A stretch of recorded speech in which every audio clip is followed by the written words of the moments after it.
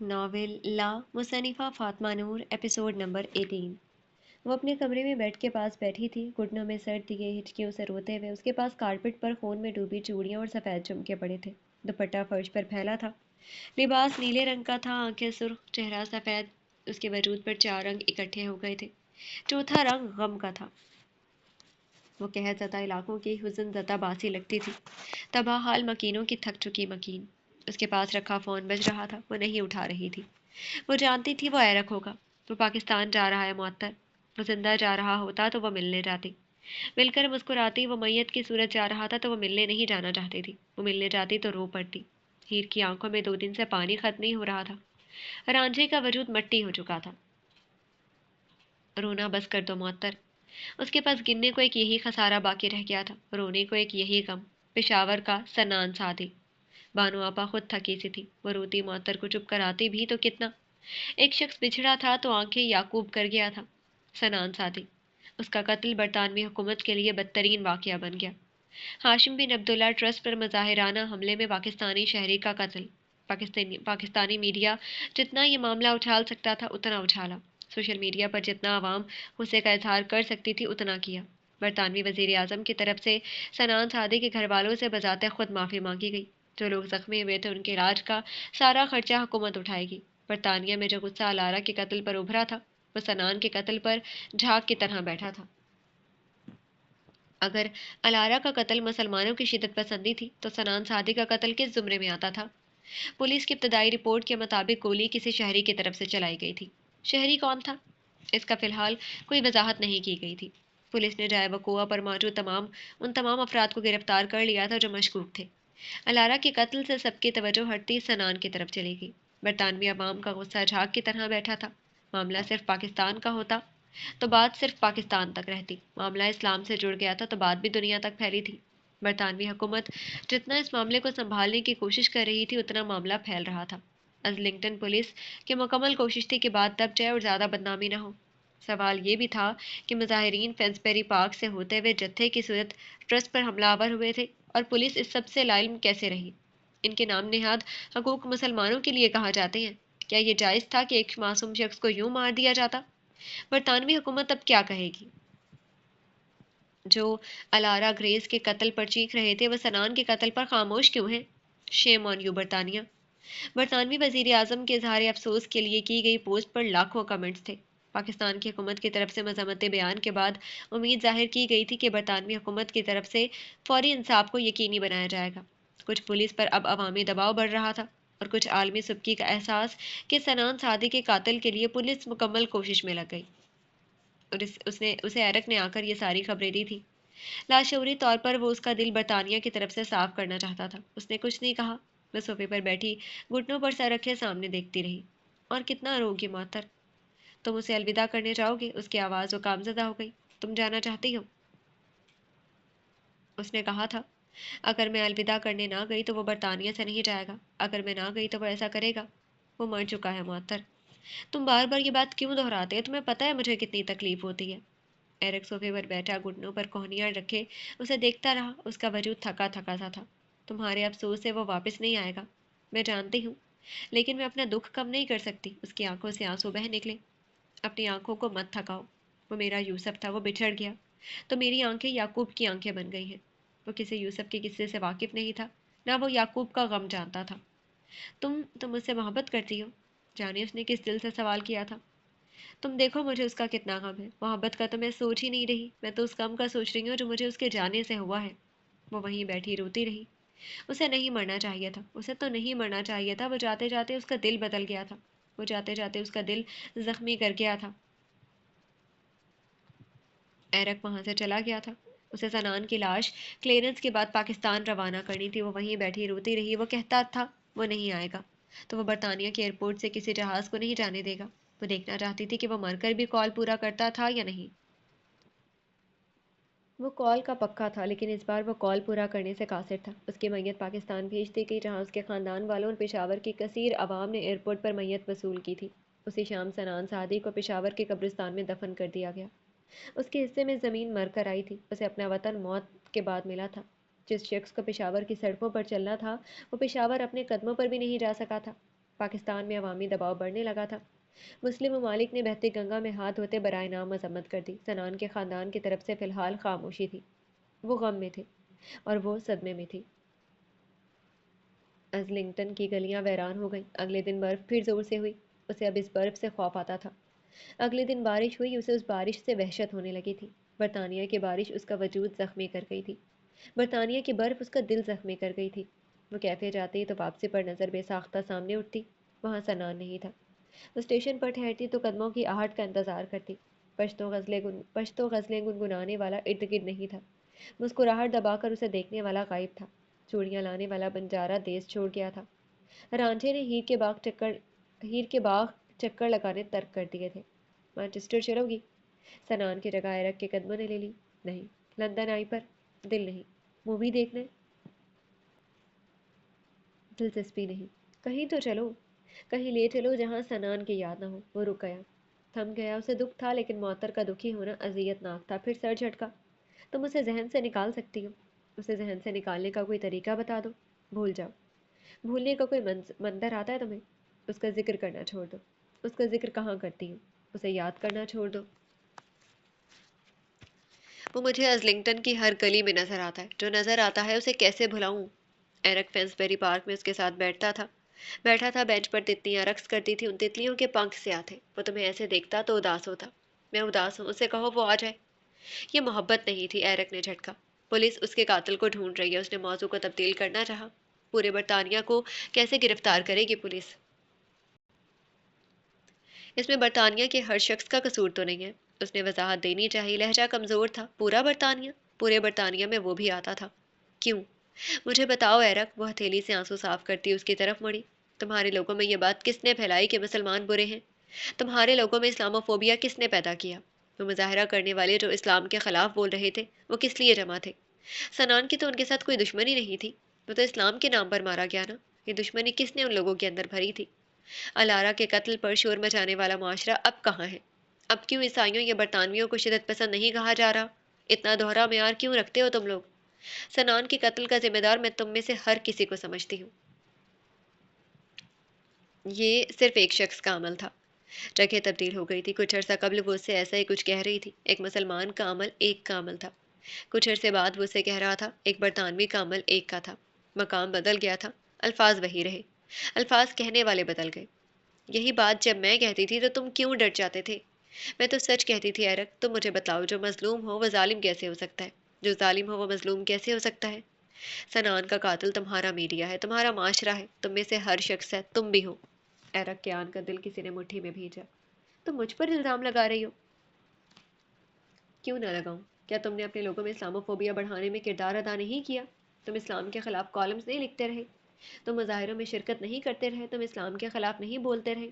तो फिर सनान की कातिल तो तुम भी हो। वो बेरहम थी तो हद से ज़्यादा थी। वो बेहिस बनी थी तो मुकम्मल बन गई थी। मैं सनान के साथ ये सब नहीं चाहता था, फिर भी ये सब हुआ। तुम खुद के गिरबान में झांको एरक। तुमने लिखा होगा कि मुसलमान शिदत पसंद होते हैं। तुमने लिखा होगा कि वो बेहिस होते हैं, जालिम होते हैं। उस मजमे में कोई होगा जिसने तुम्हारा कॉलम भी पढ़ा होगा। उस मजमे को गौर से देखो।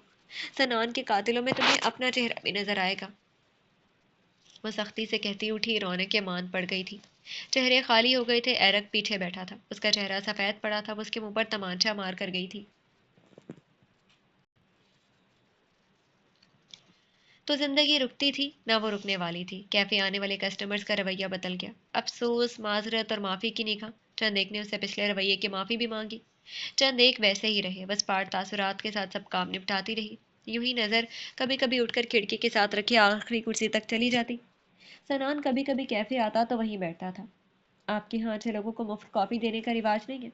उसका कप सामने रखती तो वो जाने लगी। जब वह तभी मुस्कुराहट से पूछने लगा, हमारे यहाँ अमीर लोगों को मुफ्त कॉफ़ी देने का रिवाज नहीं है। मैं तो गरीब हूँ। जी, ये बाहर खड़ी गाड़ी तो मेरी है ना? उसने सर हिलाया। एक गाड़ी से कौन अमीर होता है? सनान सादी। आप मेरा नाम कितना अच्छा लेती हैं। मुझे आपकी फ्लर्टिंग स्किल्स पर अफसोस है। वो पलटने लगी जब पीछे से उसकी आवाज़ उभरी। मैं आपका एहतराम करता हूँ मोहतरमा। बहुत शुक्रिया मोहतरम। वो पलट कर बोली। सनान हंस दिया जैसे मुअत्तर की बात से महसूस हुआ था। फिर रुक कर उसे देखा। क्या मैं आपकी कॉफ़ी का बिल भर सकता हूँ? आप मुझे कॉफ़ी की ऑफ़र कर रहे हैं? मैं आपको अपने साथ कॉफ़ी की ऑफ़र कर रहा हूँ। वो मुस्कुरा रहा था। मेरा ड्यूटी टाइम है। میری گھڑی مجھے بتا رہی ہے کہ اس وقت 2 بج چکے ہیں اور میرا علم مجھے بتا رہا ہے کہ آپ کا ڈیوٹی ٹائم صرف 2 بجے تک ہوتا ہے۔ مجھے اسٹور پہنچنا ہے، پھر کبھی صحیح۔ وہ کاندھے اچکاتی آگے بڑھ گئی۔ وہ پھر کبھی صحیح کبھی نہیں آیا تھا۔ معطر صبا کو وہاں کھڑے کھڑے رونا آیا۔ اب کیوں وہ یاد آ رہا تھا؟ سنان کے خاندان سے کوئی برطانیہ نہیں آیا تھا۔ ان لوگوں کی طرف سے حکومت پاکستان سارے معاملات دیکھ رہی تھی اور وہ اچھی طرح جانتی تھی معاملہ دبا دیا جائے گا۔ چند میڈیا چینلز نے ایرک کے ذریعے اس سے بھی رابطہ کرنے کی کوشش کی تھی، لیکن اس نے صاف منع کر دیا۔ ٹرسٹ میں لگے کیمرے میں اس کا نیم رخ نظر آتا تھا، تو کسی کو علم نہیں ہو سکا کہ سنان سعدی کے سامنے بیٹھنے والی لڑکی کون تھی۔ ازلنگٹن کی فضا ایک شخص کے جانے سے بدل گئی تھی۔ وہ ایک شخص بن گیا جو جاتے جاتے برطانیہ کے باسیوں کے خیالات بدل گیا۔ اور معطر صبا اچھی طرح جانتی تھی کہ یہ سب وقتی تھا، کوئی ایک سانحہ، اور چند دن بعد یہی انگریز پھر مسلمانوں پر شدت پسندی اور دہشت گردی کا الزام لگاتے اٹھ کھڑے ہوں گے۔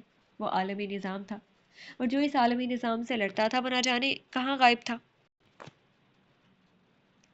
مجھے تجسس ہے کہ آپ کی ڈائری میں ایسا کیا ہے جو آپ کسی کو نہیں پڑھنے دیتے۔ یوں ہی کسی سنہری سے شام میں وہ ایک بار پھر راستے میں مل گیا تھا تو وہ پوچھ بیٹھی، آپ نے سنا نہیں؟ تجسس بری چیز ہے۔ صاف صاف منع بھی کر سکتے ہیں آپ، وہ ہلکا سا ہنسا۔ آپ کو صاف صاف منع نہیں کر سکتا۔ کیوں؟ نہیں جانتا۔ کچھ لوگوں کا انکار کرنا مشکل ہوتا ہے۔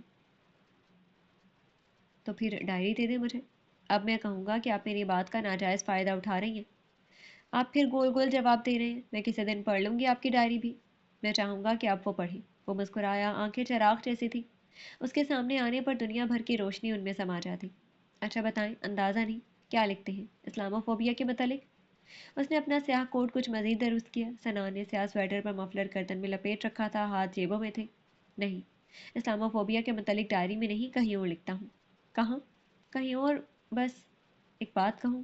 میں سن رہا ہوں۔ آپ مجھے متاثر کر رہے ہیں۔ وہ رکا، چہرے پر جانے کیا کیا سمٹ آیا تھا۔ کیا میں خوش ہو جاؤں؟ معطر ہنسی۔ ہو جائیں۔ میں واقعی اسلامو فوبیا کے حوالے سے آپ کے ٹرسٹ کی کاوشوں کی معترف ہوں۔ آپ بہادر انسان ہیں، میں بہادری کی قدر کرتی ہوں۔ یعنی میں آپ کو متاثر نہیں کر پایا؟ وہ مایوس ہوا۔ کر تو لیا ہے، یہ بتائیں آپ کسی سے متاثر ہیں؟ وہ اسٹیشن پر رکی، بس آنے والی تھی۔ ہوں، لیکن بہت کم لوگوں سے۔ جیسا کہ؟ جیسے ہاشم بھائی۔ تو یعنی آپ ان جیسا بننا چاہتے ہیں؟ نہیں، میں کسی جیسا نہیں بننا چاہتا۔ میں کسی سے اپنا موازنہ نہیں کیا کرتا۔ وہ کیوں؟ اپنا موازنہ کسی دوسرے سے کرنا بدترین زیادتی ہے جو ہم اپنے ساتھ کرتے ہیں۔ خود کو خود سے بہتر بنانا چاہیے، اپنا موازنہ خود سے کرنا چاہیے۔ کم از کم انسان کو خود کو اتنا حقیر نہیں کرنا چاہیے کہ کسی دوسرے سے اپنا موازنہ کرنے لگ جائے۔ تو یعنی آپ سنان سعدی کو سنان سعدی سے بہتر بنانا چاہتے ہیں؟ وہ کچھ دلچسپی سے اسے دیکھ رہی تھی۔ بالکل۔ حالانکہ آپ پہلے ہی بہت اچھے ہیں، خاص کر آپ کی اسلامک سائڈ۔ بہت شکریہ۔ لیکن یہ کام میں ستائش کے لیے نہیں کرتا، اس لیے کوئی اس حوالے سے مجھ سے متاثر ہو تو مجھے خوشی بھی نہیں ہوتی۔ اللہ کے لیے کرتے ہیں؟ جی۔ اس نے سر ہلایا۔ اللہ اجر بھی دے گا، میں اللہ سے اجر چاہتا ہوں۔ اجر میں کیا چاہتے ہیں؟ اس نے ہاتھ رگڑے۔ کم بخت یہی سردی تو عذاب تھی۔ کوئی ہے جسے چاہتا ہوں؟ معطر نے رخ موڑ کر اسے دیکھا، بس آ رہی تھی۔ انسان کو مانگ رہے ہیں؟ اجر میں نہیں مانگ رہا، اجر تو اللہ جو دے دے، میں تو ایک انسان کو ویسے ہی مانگتا ہوں۔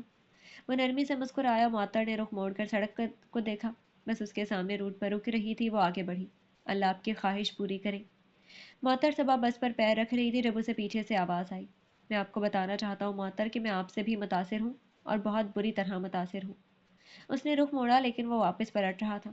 کبھی کبھی وہ ایسی باتیں کر جاتا تھا کہ وہ گھنٹوں اسے سوچتی تھی۔ اب بھی شاید وہ ان الفاظ کو سوچتی رہے۔ وہ چونکی، بس سامنے رک رہی تھی، سنان وہاں کہیں نہیں تھا۔ کچھ تھک کر وہ بس کی طرف بڑھی، سنان سعدی اب کہیں نہیں تھا۔ اس دن وہ کیفے سے واپسی پر لوئی کے اسکول کے راستے سے چلی گئی۔ وہ اسکول کے باہر بنے بینچ پر بیٹھی تھی، بیگ ساتھ رکھا تھا، سر نیچے گرا تھا۔ کیسی ہو لوئی؟ وہ چونکی، پھر سر اٹھایا۔ ٹھیک ہوں، تم کیسی ہو؟ میں اچھی ہوں۔ وہ اس کے ساتھ بیٹھتی ہی بیگ سے چاکلیٹ نکالنے لگی، پھر اس کی طرف بڑھاتے ہوئے ہلکا سا مسکرائی۔ میں اپنی دوست کے لیے تحفہ لائی تھی۔ لوئی کا سر نفی میں ہلا۔ تم بعد میں کھا لینا، مجھے اب چاکلیٹ اچھی نہیں لگتی۔ معطر کی مسکراہٹ غائب ہوئی، ہاتھ نیچے آ گرا۔ کیوں؟ سنان کہتا تھا چاکلیٹ کھا کھا کر پانڈا بن جاؤ گی۔ جب وہ زندہ تھا تو میں نے اس کی بات نہیں مانی، اب ماننا چاہتی ہوں۔ تم اسے پسند کرتی ہو؟ سنان کو کون ناپسند کر سکتا ہے؟ اس کی آنکھوں سے آنسو بہہ نکلے۔ تمہیں پتہ ہے، وہ اپنے اپارٹمنٹ میں نہیں ہوتا تھا تو میں اس کے کچن سے جا کر اس کے چپس اور چاکلیٹ کھا جایا کرتی تھی۔ وہ جانتا تھا یہ میں کرتی ہوں، پھر بھی ہر ماہ نئے چپس لے آتا تھا۔ وہ میرا خیال رکھتا تھا، وہ اچھا تھا اور میرا دوست تھا۔ وہ وہاں خوش ہوگا۔ اس کے حلق میں کانٹے اگے. اسے اپنی خوشی نہیں ہمارا غم دیکھنا چاہیے. تم صبر کر لو لوئی. تم کر رہی ہو؟ روتی آنکھیں اٹھا کر معطر کو دیکھا. اسے خود نہیں معلوم تھا وہ ہاں میں ہلا تھا. معطر کا سر ہلا. اسے خود نہیں معلوم وہ ہاں میں ہلا تھا یا نفی میں. وہ مجھے تمہارا بتاتا تھا. وہ کہتا تھا وہ مجھے ہیر رانجھا کا قصہ سنائے گا تو میں معطر کو ہیر سمجھوں گی. وہ کہتا تھا وہ بالکل ہیر جیسی لڑکی ہے. تم مجھے یہ کہانی سنا سکتی ہو معطر تاکہ میں جان سکوں کہ اس کہانی میں وہ کون تھا؟ اس کا حلق درد کرنے لگا. مزید بولنے کی ہمت نہیں تھی. اسے ہمت نہیں کرنی پڑی. لوئی کی موم کی گاڑی اس کے اسکول کے باہر رک رہی تھی. تمہاری موم آ گئی. وہ سر ہلاتی بیگ سنبھالتی اٹھی پھر معطر کو دیکھا. ہم لوگ ازلنگٹن سے جا رہے ہیں. میرے ڈیڈ کا ٹرانسفر ہو گیا. تم یہ چاکلیٹس کسی اور کو دے دینا. مجھے سنان کی بات ماننی ہے. وہ ہاتھ ہلاتی بڑھ گئی. معطر وہیں بیٹھی رہی. لوئی چلی گئی تو روک رکھے آنسو بہہ نکلے. اس نے گال رگڑتے بے دردی سے انہیں صاف کیا پھر بیگ میں رکھا موبائل اٹھایا. ایک پل کو دل سکڑ کر پھیلا. سنان کے نمبر سے کال آ رہی تھی. اس نے فوراً کال اٹھاتے موبائل کان سے لگایا. ہیلو. آواز کانپ گئی. دوسری طرف خاموشی تھی. سنان. یہ آپ ہے سنان. ہیلو. میں پری سے بات کر رہی ہوں. سنان لالا کی بہن. اس کا وجود تھما. آنکھیں اذیت سے بند کی. وہ کیسے ہو سکتا تھا؟ اب وہ کیسے ہو سکتا تھا؟ آپ معطر ہیں؟ جی. اس نے آنسو رگڑ کر صاف کیے. کیسی ہیں؟ اس کی آواز میں پشتو لہجے کی جھلک تھی. تھکا سا ہوا سا سوگوار لہجہ. میرا حال مجھے نہیں معلوم. تم کیسی ہو پریزے؟ وہ سنان سے اس کا کئی بار ذکر سن چکی تھی. میں اپنے حال کی خبر نہیں رکھ رہی. لالا رکھا کرتے تھے. وہ نہیں ہے تو میں نے بھی حال کا خیال رکھنا چھوڑ دیا ہے. پل بھر کو دونوں طرف خاموشی چھا گئی تھی. ایک کا دل پھٹ رہا تھا. ایک کا دل پھٹ چکا تھا. سنان کا نمبر تم استعمال کر رہی ہو؟ گلا کھنکھاڑتے اس نے آنکھوں کو صاف کیا. پہلی کال آپ کو کی ہے. آخری بھی. بابا یہ نمبر بند کروا رہے ہیں. وہ کہتے ہیں اس نمبر سے کال آتی ہے تو لالا کی یاد آتی ہے. شاید وہ رو رہی تھی. معطر نے لب کاٹا. تمہارے گھر میں سب کیسے ہیں جیسا سب کو ہونا چاہیے؟ تم لوگ کیس کی پیروی کیوں نہیں کر رہے؟ تم لوگوں کو سنان کے لیے لڑنا چاہیے. میڈیا والے بتا رہے تھے قریب 300 لوگ تھے. حکومت کہتی ہے کس کس سے لڑیں گے. بابا وہاں نہیں جانا چاہتے. ہم نے معاملہ اللہ کے سپرد کر دیا ہے. وہ مزید کچھ نہ کہہ سکی. مسئلہ مالی مشکلات کا نہیں تھا. وہ جانتی تھی سنان کی فیملی کافی مالدار تھی. وہ خود شاید یہاں شوقیہ جاب کر رہا تھا. مسئلہ تو دل کا تھا. تم مجھے کیسے جانتی ہو پریزے؟ سنان نے بتایا تھا. ان کی گفتگو آپ سے شروع ہوتی تھی. درمیان میں آپ کا حال آتا تھا. اختتام آپ پر کرتے تھے. پل بھر کو اس کا دل وہیں رک گیا. پریزے. وہ مجھے لاہور کے معطر صبا کا بتایا کرتے تھے. وہ مجھے ہیر کے قصے سناتے تھے. وہ آپ کو بتانا بھول گئے کہ وہ خود کو رانجھا سمجھتے تھے. معطر کا سر نفی میں ہلا. وہ چپ کر جائے مزید نہ بولے. اس کا دل پھٹنے لگا تھا لیکن پریزے چپ نہیں ہوئی. وہ کہہ رہے تھے پاکستان آئیں گے تو آپ سے بات کروائیں گے. میں ان کے پاکستان آنے کی منتظر تھی. پھر ہم نے لاہور جانا تھا. وہ اب ہچکیوں سے رو رہی تھی. معطر صبا کا وجود کوئی آرے سے کاٹ رہا تھا. پریزے. مجھے نہیں معلوم وہ آپ کو بتا کر گئے ہیں یا نہیں لیکن وہ آپ کا ذکر خود سے زیادہ کرتے تھے. وہ آپ کا نام خود سے زیادہ لیتے تھے. انہوں نے خود کو لکھنا چھوڑ دیا تھا. وہ آپ کو لکھتے تھے. اس کا ہاتھ سن ہوا. وہ جو کہہ رہی تھی وہ دل روک رہا تھا. تم غلط. الفاظ رک گئے. وہ غلط سوچ رہی تھی تو سنان کی آنکھوں کا سچ وہ کیسے جھٹلاتی؟ اس کی نظروں کا احساس کیسے رد کرتی؟ ان کے پاس ایک ڈائری تھی معطر. میرے پاس بھجوا دے. وہ ڈھونڈ دے کہیں سے. بس وہ مجھے بھجوا دے. معطر کا ہاتھ نیچے آ گرا. وہ کتنی ہی دیر وہیں بیٹھی رہی ساکت جامد. پھر نظریں اٹھائیں. ازلنگٹن ویسا ہو کر بھی ویسا نہیں رہا تھا. پھر وہ اٹھی. قدم خود بخود اسٹیشن کی طرف اٹھے. بس میں بیٹھنے ٹرسٹ آنے تک دماغ کا کام کرنا چھوڑ چکا تھا. چھوڑنے لگا تھا. جو وہ سوچ رہی تھی اس کے سچ نہ ہونے کی دعا دل میں تھی. جو دل میں تھا کاش وہ سچ ہو جاتا. اسٹیشن سے اترتے قدم زمین پر رکھتے بھاری ہونے لگے تھے. دل بند ہونے لگا تھا. 20واں دن تھا. 24 گھنٹے میں 20 بار وہ شخص یاد آتا تھا. سڑک خالی تھی. اس دن کا ہجوم غائب تھا. اس دن جیسا شور بھی غائب تھا. اس دن جیسی اذیت موجود تھی. گیٹ کھولتے اندر داخل ہوتے وہ صحن میں رکی. سانس رکنے لگی. وہ جگہ صاف تھی. وہاں خون نہیں تھا. وہ جگہ صاف نہ ہو کر پہلے سے زیادہ اذیت دے رہی تھی. اس کا آفس خالی تھا. خالی آفس میں وحشت تھی. وہ بنا اس کے آفس پر نظر ڈالتی ساتھ والے دروازے کی طرف گئی. فاتح بھائی. فاتح نے چونک کر سر اٹھایا. پھر اسے دیکھتے ہلکا سا مسکرائے. کیسی ہو معطر؟ میں ٹھیک ہوں. آپ کیسے ہیں؟ وہ دروازے میں یوں چپکی تھی جیسے بھاگ جانا چاہتی ہو. ٹھیک ہوں. ٹھیک ہی ہوں. بیٹھو. نہیں میں کچھ لینے آئی تھی. وہ 2 قدم آگے کو ہوئی. کیا؟ سنان کی ڈائری آپ کے پاس ہے؟ وہ اس کے سامان کے ساتھ پاکستان نہیں گئی تھی. انداز مضطرب تھا. بے چینی اندر باہر پھیلی ہوئی تھی. جو وہ سوچ رہی تھی وہ سچ نہ ہو. हाँ, वो यही थी। चंद दिन पहले ही बिल्डिंग को दोबारा दुरुस्त करवाया तो काम करने वाले लड़कों को मिली थी। हाशिम भाई के पास होगी। तुम यहाँ से सीधा जाओ, फिर बाएं मुड़ जाना, उनका ऑफिस वहीं है। उसने सर हिला दिया। हाशिम भाई, सनान के मुंह से सबसे ज्यादा उनका जिक्र निकलता था। अकीदत से, मोहब्बत से वो सीधी होती बाएं तरफ मुड़ी। लकड़ी का बना दरवाजा खटखटाया, फिर खोलकर अंदर दाखिल हुई। सामने स्टैंड था जिस पर स्याह कोट लटका रखा था। बाएं तरफ सोफे, उनके पीछे अलमारी जिसमें ढेरों किताबें रखी थी। बाएं तरफ मेज के पार कुर्सी थी जिस पर बैठे उधेड़ उम्र शख्स ने दरवाज़ा खुलने की आवाज़ पर सर उठाकर देखा था। दरवाजे में हल्का गुलाबी जोड़ा पहने लड़की ठहरी थी। दुपट्टा गले में था, ऊपर सफ़ेद स्वेटर जिसकी लंबी आस्तीन उसके कलाइयों से ऊपर तक आ रही थी। वो लब काटती बेचैनी से वहाँ ठहरी थी। जी, अस्सलाम वालेकुम, मैं मुअत्तर सबा हूँ। वो उंगलियां मरोड़ती उनकी मेज़ तक आई। नेवी ब्लू पैंट कोट पहने टाई लगा कर रखी थी। वो पुरशफीक चेहरे वाले इंसान थे। चेहरे पर थोड़ी छोटी सी दाढ़ी थी जो सफ़ेद हो रही थी। वालेकुम अस्सलाम, बैठो बेटा। आगे को होते मुस्कुराते हुए उसने नफ़ी में सर हिलाया। मुझे जल्दी है, बस एक काम था, एक चीज़ चाहिए थी यहाँ से। क्या चाहिए? सनान सादी की डायरी। लम्हे भर को उनके चेहरे से मुस्कुराहट गायब हुई। आंखों में कोई दुख सा उभरा। थकी सी सांस लेते वो पीछे को हुए। उसकी डायरी यहाँ की होगी? मैं जानती हूँ वो यही है, आप मुझे वो दे दें प्लीज़। वो सनान की अमानत है। वो अपनी अमानत अब वापस नहीं ले सकता। फिर मैं आपको क्यों दूँ? किस ताल्लुक से दूँ? ताल्लुक? उसका सनान से क्या ताल्लुक था? कुछ भी तो नहीं। उसकी बहन की कॉल आई थी, वो मांग रही थी। मैं वो उसके घर वालों तक भिजवा दूंगा। मुअत्तर ने थक कर उन्हें देखा। मुझे वो पढ़नी है। मैं खाइन नहीं हूँ। मैं आपको वापस कर दूंगी। तुम काजिब नहीं लगती, लेकिन मैं डायरी नहीं दे सकता। वो नर्म लेकिन दो टोक अंदाज में कह रहे थे। मुअत्तर सबा का हलक नम हुआ। वो उस डायरी में मेरा नाम लिखता था। वो औरतों की इज्जत करता था। आपको किसी ने गलत खबर दी है। प्लीज़, आप जा सकती हैं बेटे, मैं माजरत खा हूँ। वो आगे को होते दोबारा से फाइल पर झुक गई। मुअत्तर कुछ देर उन्हें देखती रही, फिर सर झटकते जाने लगी जब पीछे से उनकी आवाज़ आई। सनान तुम्हारा क्या लगता था? उसकी नज़र अपनी कलाई पर गई। वहाँ स्याह रंग की 3 चूड़ियाँ थी, वही चूड़ियाँ जो सनान लाया था। वो मेरे लिए यूसुफ जैसा था, जो मुझसे बिछड़ गया और अब वापस नहीं मिलेगा। आहिस्ता से कहते हुए दरवाज़ा खोलकर बाहर निकली। मरीना का डेस्क खाली था। दरवाजे से होते हुए बाहर छोटे से बरामदे तक आई। लकड़ी की रैकिंग पर हाथ रखकर नीचे देखा। सामने उसी जगह पर वो गिरा था। वो कुछ कहना चाहता था, वो अब सुनना चाहती थी। जब लोग मौजूद होते हैं तो हम मसरूफ होते हैं, जब वो बिछड़ जाते हैं तो एक उन्हीं को सुनने को दिल तड़पता है। अजलिंगटन अपनी रौनक खो चुका था। हाशिम बिन अब्दुल्ला ट्रस्ट आने का अब दिल नहीं करता था। क्या हुआ अगर वो इस कैद से रिहा हो सके? मुअत्तर, आवाज पर वो पलटी। पीछे से सुर्ख रंग की डायरी उठाए हाशिम भाई आ रहे थे। उसकी नज़र डायरी पर जम गई। सादा से सुर्ख रंग की डायरी जिसके आखिरी कोने पर 3 नन्ही तितलियां बनी थी।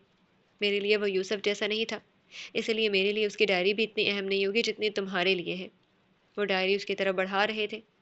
साथ भूरी शॉल भी थी, वही शॉल जिसने आखिरी बार यहीं खड़े होकर पहनी थी। वही शॉल जिसे पहनकर ठहरते सनान ने कोई गज़ल सुनाई थी। वही गज़ल जिसका तर्जुमा करना वो भूल गया था। आपका शुक्रिया। वो इससे ज़्यादा कुछ ना कह सकी। हाशिम बिन अब्दुल्ला हल्का सा मुस्कुराते हुए पलट गए। उनका चेहरा उनकी मुस्कुराहट से मेल नहीं खाता था। हाथ में थामी डायरी को देखते उसने नज़र उठाई। वो उन चूड़ियों का भी पूछना चाहती थी जो वो कैमेडन पैसेज से लेकर आया था। उस झुमके का भी जो वो परीजे के लिए लाया था। उसे सिर्फ एक झुमका मिला था। चंद चूड़ियाँ, लेकिन शायद दूसरा झुमका और चूड़ियाँ कहीं गुम हो गई थी। उसे अब ये डायरी पढ़नी थी। सनान सादे खान, तारीख 20 अक्टूबर 2024। मकाम बरतानिया अजलिंगटन। मैं सनान हूँ। ये तारुफ डायरी के लिए था। कलम मुझसे पहले ही वाकिफ़ है। मैं एक अच्छा इंसान हूँ, ऐसा मैंने लोगों से सुना है। मैं एक बुरा इंसान हूँ, ऐसा लुई कहती है। जब मैं उसे उसके मोटा होने का ताना दूँ, और जो ताने वो मुझे देती है उनका क्या? आज का पूरा दिन ठीक गुजरा सिवाय बॉस की डांट के। मुझे ये अंग्रेज बुरे लगते हैं जब ये डांटते हैं। मैं बच्चा तो नहीं हूँ जिसे डांटा जाए। वो खफकी। पूरे दिन में इससे ज़्यादा बुरी और काबिल ज़िक्र शय कोई नहीं हुई, इसलिए आज मैं इस चीज़ का ही जिक्र करूंगा। यहाँ 10 बज रहे हैं, यानी ये सोने का वक्त है। मिलते हैं कल या परसों कभी। सनान सादी खान, तारीख 25 अक्टूबर 2024। मकाम बरतानिया अजलिंगटन। अगर दुनिया में मैं ना होता तो लुई का कितना नुकसान होता। वो पढ़ने से भागती है, मैं उसे स्कूल छोड़ने से, लेकिन उसका बाप ना उसे स्कूल छोड़ना बंद करता है, ना हर दूसरे दिन मुझे उसे पिक करने का कहना। ठीक है, मैं गरीब नहीं हूँ मेरी, लेकिन मेरी सैलरी ज़्यादा भी नहीं है। बरतानिया में महंगाई बढ़ रही है और उसका बाप पेट्रोल का खर्च भी नहीं देता। और फरीजे की लिस्ट, वो सारी चीज़ें कौन लेगा? लोगों को मेरी जेब पर रहम नहीं आता। वो डायरी के सफ़े पलटती रही। बेंच से टेक लगाए सामने नजर आती मसनूई झील से बेनियाज वो सनान सादी को पढ़ती रही जब एक सफ़े पर हाथ रुके रुके। सनान सादी खान, तारीख 1 नवंबर 2024। मकाम बरतानिया अजलिंगटन। ये चौथा दिन है और मैं दूसरे दिन ही उससे तंग आ गया था। बच्चे प्यारे हैं लेकिन तब तक जब तक तंग ना करें। और लुई तंग करती है, जैसे आज कुछ ज़्यादा ही कर दिया मुझे भी। और वो मशरिक से थे, उसने चूड़ियाँ पहन रखी थी, जाने मुझे उन चूड़ियों ने मतवजह किया था, उनके टूटने ने या उसके उन चूड़ियों के टूटने पर गमगीन होने ने। उसे चोट लगी थी, उसकी चूड़ियाँ टूटी थीं, उसे गम चूड़ियों का था, चोट का नहीं। वो एक दिलचस्प लड़की थी और मैं उसे दोबारा मिलना चाहूँगा। अगला सफ़ा पलटते हाथ कपकपाया। सनान सादिक खान। तारीख 2 नवंबर 2024, मकाम बरतानिया अजलिंगटन। दूसरी मुलाकात। वो पाकिस्तान से है। वो पाकिस्तान में लाहौर से है। मुझे हैरत और खुशी क्यों हो रही है? हाँ ठीक है, अपने मुल्क का तो परिंदा भी अजीज होता था, वो तो फिर इंसान है। मैं कुछ गलत नहीं सोच रहा, पढ़ने वाला मेरी नीयत पर शक मत करे। उसकी कलाई खाली थी। किसी की खाली कलाई पहली बार बुरी लगी थी। उसने कहा कि अगर मैं बंजारा हूँ तो मैं उसे लंदन की गलियों में ढूंढ लूँ। वो मुझे बंजारा कहकर गई है। ये अच्छा लकब है। वो पढ़ती गई, बेयकीनी से उतरती गई। दिल दुआ करता रहा सनान कुछ ऐसा ना सोचता हो जो वो सोचता हो, उस सोच में वो ना आती हो। सनान सादी खान। तारीख 25 दिसंबर 2024, मकाम अजलिंगटन बरतानिया। मुलाकात। बंजारे का जहन अब फ़कत मनासिर याद रख रहा है। 2 दिन और इन 48 घंटों में मैंने 50 बार उसे कॉल करने का सोचा। मुझे इल्म नहीं था कि मैं उसे इतना याद करूंगा। मानचेस्टर के बाजारों में मैं चूड़ियाँ ढूंढ रहा था, हालांकि मैं जानता हूँ वो चूड़ियाँ नहीं लेगी, फिर भी फरीज़े कह रही थी मेरी हर पहली बात उससे शुरू होती है, हर दूसरी बात में उसका जिक्र आ जाता है। वो कह रही थी वो मुझे अच्छी लगने लगी है। वो अच्छी लगने वाली लड़की एस्लिंगटन की गलियों में उदास आंखों के साथ घूमती अच्छी नहीं लगती है। सुना है फूल मुस्कुराहट लाने की वजह बनते हैं। ऐसा है तो मैं दुनिया के सारे सुर्ख फूल तोड़कर उसे देना चाहता हूँ। मुअत्तर सबा के हाथों के साथ उसका दिल भी कपकपाने लगा था। सनान सादी खान। तारीख 27 दिसंबर 2024, मकाम बरतानिया अजलिंगटन। मेरी हथेली में सुर्ख फूल थे। वो किसी और का जिक्र ना करती तो मैं उसे बताता कि वो उन सुर्ख फूलों जैसी है। वो किसी और को बीच में ना लाती तो मैं उसे बताता कि मैंने अजलिंगटन की कैमडन पैसेज से चूड़ियाँ उसके लिए ली थी। उसने कहा वो किसी और से मोहब्बत करती है। ज़मीन पर इससे ज़्यादा तकलीफ दे अल्फाज कोई हैं तो मेरे लिए बेमानी है। ठीक है, मुझे बताने दो, मैं इकरार करता हूँ, ये मोहब्बत है। मैंने लाहौर की हीर की चूड़ियों में अपना दिल खो दिया है। उसकी चूड़ियों की खनक में मेरी हर गज़ल का साज गुम हो रहा है। पर अब मैं एतराफ़ किस मकाम पर कर रहा हूँ, जब मैं अपने टूटे दिल की किरचियाँ जमा कर रहा हूँ? वो मेरी किस्मत में क्यों नहीं लिखी? उसकी निगाहें उसी एक मकाम पर साकित हुईं। उसी एक लफ्ज़ पर मोहब्बत पर मुंजमद हुई, बाकी हर लफ्ज़ मिट गया। हर लफ्ज़ माजी हुआ, वो उसी एक मकाम पर रुक गई, एक मकाम पर फना हुई। उसकी हीर पेशावर की वादियों से नहीं, लाहौर की गलियों से थी। वो पेशावर की किसी चुनरी ओढ़ने वाली लड़की की नहीं, लाहौर की चूड़ियाँ पहनने वाली लड़की की आता था। वो बंजारा पेशावर के पहाड़ों की नहीं, लाहौर की धूल जमाती सड़कों पर किसी तलाश में निकलता था। उसके कपकपाते हाथ अगले सफ़े की तरफ बढ़े। सनान सादी खान। तारीख 5 जनवरी 2025, मकाम बरतानिया अजलिंगटन। मैं पहली बार मोहब्बत करने पर राज़ी हूँ। दिल टूट कर फिर टूटे और फिर जुड़ जाए। इन 10 दिनों में मैं हर कैफियत से गुजरा हूँ। उसने कहा वो पुरानी मोहब्बत दिल से निकाल चुकी है। वो शख्स उसी लायक है कि उसे याद भी ना रखा जाए। उसे एहसास है उसने क्या गंवाया है। वो खसारा शुमार करने लगे तो फहरिस्त में पहला नाम उसका गिने। मैं 2 साल लाहौर रहा हूँ। इन 2 सालों में लाहौर प्यारा लगता था। इन 2 माह में अच्छा लगने लगा है। यानी ये जो लाहौर से मोहब्बत है, ये किसी और से मोहब्बत है। मैं फ़ायदा गिनने लगूँ तो उससे मुलाकात का लिखूँगा। वो लड़की मिसले हीर है। मैं खुद को रांझा समझने लगा हूँ। ज़मीन पर रोशनियाँ क्यों उतर रही हैं? अजलिंगटन एकदम प्यारा क्यों हो गया है? या ये उसकी बदौलत है, वो लड़की जो हरफ मोहब्बत जैसी है, जो किसी गज़ल जैसी है। मैंने हर गज़ल में मोहब्बत की जगह उसका नाम पढ़ा है। सनान सादी का अंदाज़, वह हर गुफ्तगू में पश्तो बोला करता था। यूं ही बेसाख्ता ज़बान से निकल जाने वाला जुमला वो अपनी ज़बान से मोहब्बत करता था। वो अपनी ज़बान में उससे मोहब्बत का इजहार करता था और वह समझ नहीं पाती थी। उसके दिल का बोझ बढ़ता गया। ये नहीं होना चाहिए था, ये नहीं होना चाहिए था, कभी नहीं। सनान सादी खान। तारीख 15 जनवरी 2025, मकाम बरतानिया अजलिंगटन। बानो आपा का कहना है मुझे उसे प्रपोज़ करने की बजाय उसके घर बात करनी चाहिए। वो ठीक कह रही हैं, वो मेरे लिए काबिल एहतराम है। मोहतरम इंसान को इज़्ज़त से अपने नाम लिखा जाता है, मैं यूं ही करूँगा। लेकिन क्या उसे मेरी मोहब्बत का एहसास नहीं होता? थोड़ा सा भी नहीं? क्या उसे नज़र नहीं आता कि मैं अपने ऑफिस से दूर उससे मिलने क्यों आता हूँ? वो उसे देखकर मेरे चेहरे पर आने वाली मुस्कुराहट से मेरे दिल का हाल नहीं समझती। मेरा महबूब बेनियाज है, उसका बेनियाज होना मेरे साथ जुल्म है। मैंने कैमडन पैसेज से ली गई चूड़ियाँ संभाल रखी हैं। वो उसकी कलाइयों के लिए बनी है, मैं वो उन कलाइयों में खुद पहनाना चाहूँगा। मोहताज सनान खातून ये पढ़कर थप्पड़ मारेंगी यकीनन। पता नहीं मैं उसके हाथों से इतना डरता क्यों हूँ, उन कलाइयों में इतना उलझता क्यों हूँ जिन कलाइयों में वो चूड़ियाँ पहनती है। वो अपनी चूड़ियों में मेरा दिल लिए फिरती है। एक दिन अरसे बाद हम दोनों मिलकर ये डायरी पढ़ेंगे तो वो मुझ पर हंसेगी, मैं उसे हंसता हुआ देखूंगा। या अल्लाह, मैं ऐसा क्यों बन गया हूँ? मुझे उसे लिखने के अलावा कुछ क्यों नहीं आता? उसे सोचने के अलावा कुछ क्यों नहीं करता? ओह सनान, मोहब्बत तुम पर बुरी तरह काबिज है। मुअत्तर सबा ने डायरी से नजरें हटाई, फिर पलकें झपकी, मंजर धुंधलाया, आंसू नीचे गिरे। मंजर वाजे हुआ, दिल फटने को हुआ था। हाथ से उसने आंसू साफ किए, आंखों से उसने डायरी को देखा, होंठ कपकपाए, फिर सर झटकते अगला सफ़ा खोला। सनान सादिक खान, तारीख 21 जनवरी 2025, मकाम बरतानिया अर्लिंगटन। तुम्हें पता है अजियत क्या होती है? मुझे इल्म है। उसे इस हाल में देखना, उसका चेहरा ज़ख्मी था, मेरा दिल ज़ख्मी हुआ। उसकी कलाइयाँ खाली थी, मेरा दिल खाली हुआ। उसके चेहरे पर वीरानी थी, मेरा इर्द गिर्द वीरान है। वो मुझे मिल गई तो मैं उसे हर गम से दूर रखूँगा। वो मुझे ना मिली तो मैं क्या करूँगा? वो मेरे दिल का आधा हिस्सा है, वो आधा हिस्सा किसी और के पास चला गया तो मैं क्या करूँगा? मुअत्तर सबा के कदमों से ज़मीन सर से आसमान खींच लिया गया था। वो डायरी नहीं थी, वो अज़ियत थी। उसके अंदर मज़ीद हिम्मत नहीं बची थी। वो इससे ज़्यादा नहीं पढ़ सकती थी, सनान को इससे ज़्यादा नहीं लिखना चाहिए था। उसे हिम्मत जताने की ज़रूरत नहीं पड़ी। आखिरी सफ़ा सामने था। सनान सादी खान, तारीख 1 फरवरी 2025, मकाम बरतानिया अज़लिंगटन में आखिरी दिन, आखिरी मुलाकात। 5 घंटे बाद मेरी फ़्लाइट है। चंद घंटों बाद मैं अपने मुल्क हूँगा। मोरे, परीज़े, बाबर खान चाचू, दुरखज़ी और बाकी सब भी, सबसे मिलने की खुशी कितनी अजीब है। कैद से रिहाई की खुशी, और इन सब में इस बार मैं एक और खुशी साथ लेकर जा रहा हूँ। पाकिस्तान जाने से पहले हम एयरपोर्ट पर मिलेंगे तो मैं उसे बता दूंगा कि मैंने किस हीर के लिए चूड़ियाँ ली थी। मैं उसे बता दूंगा कि मेरे ऑफिस का रास्ता उसके कैफ़े से नहीं गुजरता। मैं जानबूझकर उसके रास्तों में आता हूँ। मैं किसी रास्ते से सुर्ख पुल तोड़ूंगा और उसे बताऊंगा कि मैं वो इंसान बनना चाहता हूँ जिसे वो एक मौका दे दे।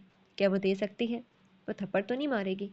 वो अच्छी लड़की है, मैं प्यारा लड़का हूँ। वो अपना अच्छा हाथ मेरे प्यारे चेहरे से दूर रखेगी। मैं ख्वाब देखना चाहता हूँ, हम एक हो जाएंगे। वो पश्तून लिबास पहनेगी, मैं तसव्वुर कर रहा हूँ। वो ज़मीन की सबसे खूबसूरत लड़की लगेगी। फिर हम दोनों पेशावर की गलियों में एक साथ चलेंगे। मैं उसे पश्तो गज़लें सुनाऊंगा। इस बार मैं तर्जमा कर दिया करूँगा क्योंकि मुझे यकीन है वो अब मुझे थप्पड़ नहीं मारेगी। मैं आगे अल्फाज नामुकम्मल थे, शायद उसे कोई काम आ गया था। शायद उसे कॉल आ गई थी, उसने डायरी बंद कर दी। मैं अपना चेहरा हाथों में दिए हिचकियों से रोने लगी। वो हर जगह इजहार अधूरा छोड़ गया था। पेशावर का बासी लाहौर के मकीन को कभी हाल दिल नहीं बता सका था। अल्लाह, ये सन्नान ने क्या किया था? वो जाते जाते उसके दिल पर दर्द के पहरे बिठा गया था। उसे अब याद आने लगा, उसकी हर गज़ल का रम्ज उससे जुड़ता था। उसकी हर पश्तो जुमले में वो आती थी। हाशिम बिन अब्दुल्ला ट्रस्ट के बाहर ठहर कर वो उसके अल्फाज का तर्जमा नहीं कर रहा था। वो गज़ल भी उसके नाम थी। वो जिसे पश्तो गज़लें सुनानी थी वो इजहार मोहब्बत किए बिना चला गया था। वो जिसे उसके साथ बैठकर हंसना था वो उसे रुला कर चला गया था। जो कहता था वो उसे गमगीन नहीं होने देगा। उसे कोई बताए मोहतर सबा को फिलवक्त सबसे बड़ा गम उसी का लाहक था। वो ऐसा क्यों कर गया था? जी तो डियर लिसनर्स, आज के लिए इतना ही। फिर हाजिर होंगे नेक्स्ट एपिसोड के साथ। इजाज़त दीजिए। शुक्रिया। अल्लाह हाफिज़।